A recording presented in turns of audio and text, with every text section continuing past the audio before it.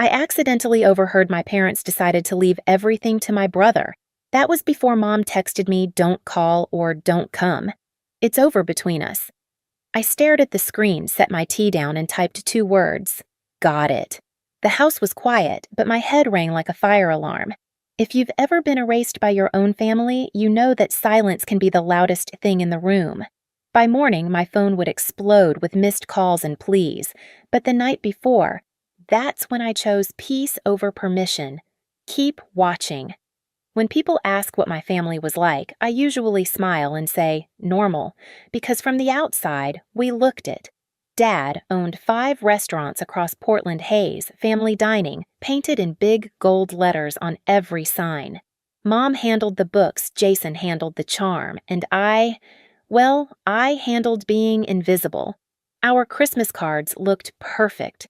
Matching sweaters, fake laughter, Mom's pearls catching the tree lights. What no one saw was what happened when the camera clicked off the silence, the hierarchy, the small reminders that I wasn't the chosen one.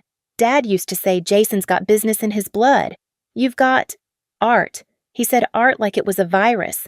When I was 14, Jason got a brand new mountain bike. I got one from a garage sale spray-painted blue to match his. At 17, he crashed his car while texting. Dad bought him another one within a week. When I got a parking ticket, I lost car privileges for a month. You'd think I'd stop caring, but I didn't. I kept trying. When I got into design school in Seattle, I came home waving the acceptance letter like it was oxygen. Dad barely looked at it. If you walk away from the restaurants, he said, you walk away from this family. Mom just stood there, her lips pressed tight, nodding behind him. Jason smirked like he'd just won something. Maybe he had. So I left. Waitressed at night, tutored design freshmen during the day, lived on instant noodles and caffeine. I sent postcards home every semester, no one ever wrote back. But I made it. Graduated with honors, came back to Portland, started small apartments, offices, restaurants. Funny enough, Dad's kind of places. By 33, I had clients who trusted my taste more than my own parents ever did. And still, when Mom got sick, I showed up. The treatments were brutal. Chemoradiation specialists in San Francisco. Insurance barely touched it. I didn't even think twice, I just paid. Bills, flights, hotels. When she went into remission, she texted me, "Thank you for everything, sweetie." That was it. No call, no hug. Just that text. A few years later, Jason called with his big idea, a food truck. 6 months in, it crashed harder than his first car. I sent him $25,000 to keep him out of bankruptcy, then another $15,000 to help Dad's restaurants when equipment broke. He bragged about restructuring the business, never once mentioned my money. It's strange the way love makes you keep writing checks long after the account's overdrawn. I kept telling myself I was helping the family, that maybe this time they'd finally see me. But family isn't built on transactions. It's built on respect. And in our house, that word didn't exist for me. So when Dad called for another family dinner to discuss business, I said yes. I thought maybe finally they'd ask for ideas, not money. Instead, that dinner became the night I realized the truth. And later, standing on those stairs, hearing my father say, "Everything goes to Jason." I understood something I'd ignored my whole life. I was never part of the legacy. I was just the funding. I wasn't supposed to be home that night. The plan was to grab takeout crash early and forget about the awkward family dinner from the week before, the one where Dad had asked for $50,000 like he was ordering dessert. But when I realized I'd left my old design portfolio in their attic sketches from college I needed for a presentation, I drove over. It was close to 7 p.m. The house glowed warm behind the curtains, the kind of light that used to mean safety. When I stepped inside, the smell of Mom's pot roast hit me first. For a second, it almost felt normal again. I set my keys down quietly, ready to call out, but then I heard my name, Dad's voice. Low, firm. Jason's the only one who actually cares about this family. He's the future. She just goes about her life. Jason's laugh followed, easy and smug. So it settled. Then everything goes to me. Dad's reply cut through me like glass. Everything. The house, the restaurants, the accounts. She's had enough from us already. Mom hesitated. Her fork clinked against her plate. She did pay for my treatment, Stephen. Dad's tone hardened. That was her choice. You don't reward someone for doing what they should have done out of love. And then Jason chuckled again. Guess it's official. I'm the heir. I froze at the bottom of the stairs, heart thudding so hard it drowned out their voices. They were rewriting history, years of sacrifices turned into background noise. I wanted to step in to shout that I wasn't asking for an inheritance, just decency. But I couldn't move. The part that broke me wasn't Dad's words, it was Mom's silence. She didn't defend me, didn't even whisper a protest, just kept eating. I backed away slowly, afraid the creak of the floor would give me away. My fingers brushed the banister cold and smooth like it was watching too. By the time I reached the door, my chest felt hollow. Driving home, my mind kept replaying it like a broken reel. Dad's voice saying everything to Jason. Jason, laughing, Mom, staying quiet. When my phone buzzed that night, I thought it might be guilt. Maybe Mom reaching out realizing I'd overheard. Instead, her text lit the screen like a match. Don't call or don't come. It's over between us. No punctuation, no explanation, just finality. For a full minute, I stared at the message. Then I set my tea down, typed 2 words. Got it. I didn't cry, didn't throw the phone, didn't beg to understand. The clock ticked, the tea went cold, and the quiet of my apartment pressed in until it felt like a living thing. If you've ever had someone you love erase you with a single sentence, you know that pain doesn't explode, it seeps. It rewrites every memory one by one. That night, I sat in the dark, scrolling through every payment I'd made for them, hospital bills, credit cards, restaurant utilities. Every dollar was proof of how much I'd tried to belong, and as I looked at the list, I realized belonging had never been on offer. I didn't sleep that night. The city was quiet outside my window, a thin mist crawling over the streetlights. I sat at my kitchen table phone, face down, staring at nothing. The text kept echoing in my head. Don't call or don't come. It's over between us. You'd think that kind of message would shatter a person, but I didn't break. I froze, the kind of stillness that happens right before a storm changes direction. When the first light of dawn spilled across my counter, I opened my laptop. Emails, invoices, auto payments, line after line of reminders that I'd been financing the same people who'd just cut me off. Mom's prescriptions, Jason's business debts, 2 restaurant utility bills, insurance premiums, all set to renew automatically. Every line tied me to them like an invisible chain. I scrolled once more, then clicked cancel on the first one. Then the next, and the next. Each click sounded louder than the last, a quiet rebellion, a sound only I could hear. I opened another tab, checked my balance. Months of work, late nights, sleepless deadlines, all drained for their crises. I whispered to the empty room, not anymore. By mid-morning, I'd cut every connection, no payments, no safety net, no access. Then I opened the folder that still sat on my table, the business proposal I'd brought to that family dinner. The one they had dismissed, laughed at, ignored. I flipped through each page, cost analysis, renovation plans, new branding concepts. My work, my time, my mind. They'd called it a waste. So I decided to make it worth something. That afternoon, I called a contact from the hospitality conference I'd attended months ago, a project manager at Pacific Restaurant Group. Hey, I said, keeping my tone light. Remember that sustainability concept I mentioned? I've got a full proposal ready. Can we see it? He asked. Tomorrow, I said. I hung up and leaned back in my chair. For the first time in months, the air in my apartment felt clean. That evening, Jason's name flashed on my phone screen.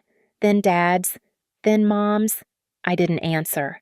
Not because I didn't care anymore, but because I finally did for myself. By midnight, I'd cleared the last trace of them from my finances. The only thing left was silence. And in that silence, something new began, a kind of calm I didn't recognize. The calm of someone who's finally stopped begging to be loved by the wrong people. They wanted it to be over between us. Fine. I was going to show them what over really looked like. The next morning, my phone exploded with missed calls and texts. 37 calls before 9 a.m. to be exact. Mom, Dad, Jason, unknown numbers. Voicemails stacked one after another, their voices overlapping like static. Char Dad's voice cracked halfway through my name before he hung up. Jason's message was shorter. "You selfish brat, fix this." Mom's came last. Her tone was soft rehearsed. "Sweetheart, please call us." "This isn't like you." I muted the phone and went back to work. 3 design proposals due that week, 2 client meetings, and 1 very important email from Pacific Restaurant Group waiting in my inbox. When I opened it, my heart slowed. Subject: loved your concept. "Can we meet tomorrow to discuss partnership?" I smiled. They thought cutting me off would destroy me, but all it did was make room for something better. By noon, the calls turned desperate. Dad sent an email with the subject line, "Urgent, restore payments immediately."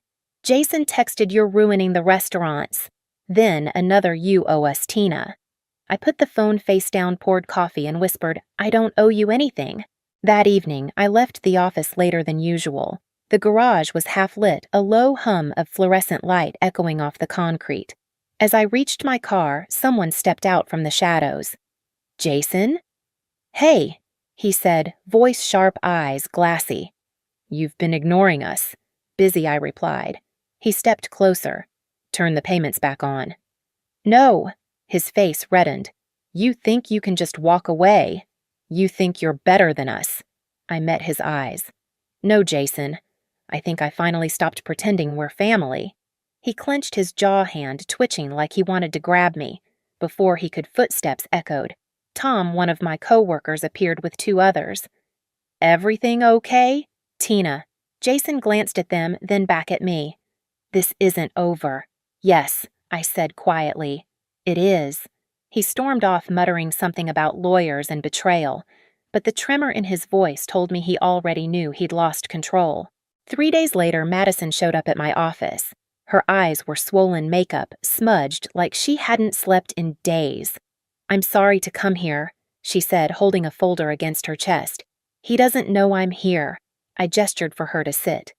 "Jason." She nodded. "You need to see this." When she slid the folder across the desk, papers spilled out: receipts, bank statements, transaction summaries, restaurant funds wired to personal accounts, a Rolex purchase, Vegas trips, first-class flights to Miami, tens of thousands of dollars siphoned out of the restaurant's accounts over 3 years. I looked up. "You found this?" She nodded again. "I've been helping with bookkeeping since we got engaged. At first I thought the missing amounts were mistakes. But it's him. He's been stealing from your parents' business for years." She started crying.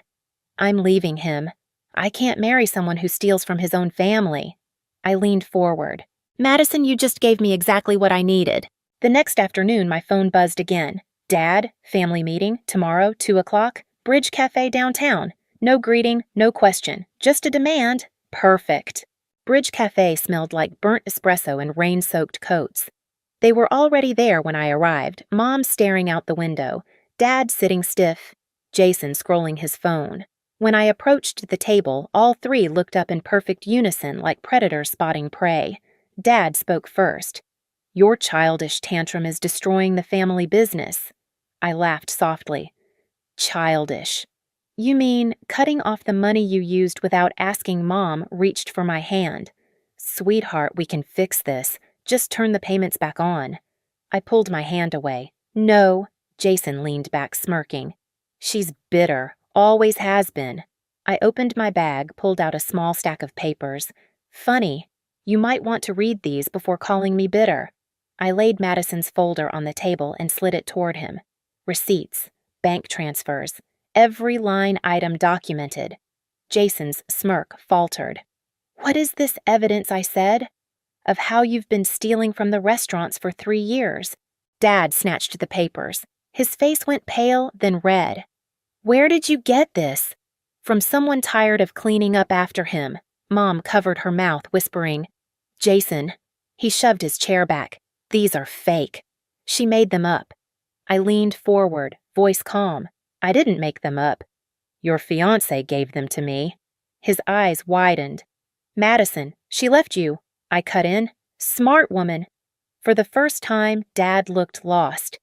"Even if this is true," he said, voice trembling. It's still family business. Right, I said. And family helps family remember, Jason sneered. You think you're better 'cause you make fancy houses for rich people? No, I said, standing. Because I build something real, something that lasts. I reached into my bag again and placed another folder on the table, the business proposal they'd called a waste of time.